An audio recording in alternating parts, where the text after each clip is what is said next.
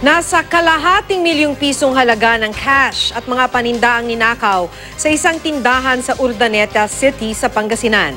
Makibalita tayo kay Jet Arceliana ng GMA Dagupan.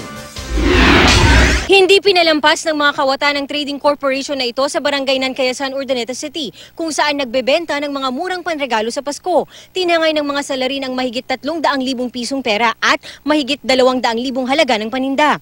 Tumangging magbigay ng pahayag ang may-ari na si Justin Ko, isang Chinese. Yung barya na coins namin na pangsukli, 5 piso, 50, 20, yung mga ganun.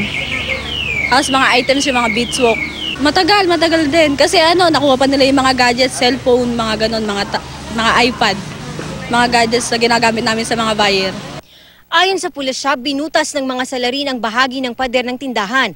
Halos kalahating metro daw ang laki nito. Dito dumaan papasok at palabas ang mga sospek. Parang ito na yung maging wake up all namin na parang nagparamdam na sila rito sa amin. Mayroong ganong klaseng modus operandi na naiba sa dati. 3 lalaki ang tinutugis ng mga otoridad na iwan pa nilang ilang pera at paninda sa labas ng pader. Basyo natin is tatlo lang sila, limited yung kaya nilang kunin. So, gano'n na lang. May mga traces sila na naiwan doon sa area. Siguro yun ang pinrasis ng crime lab natin.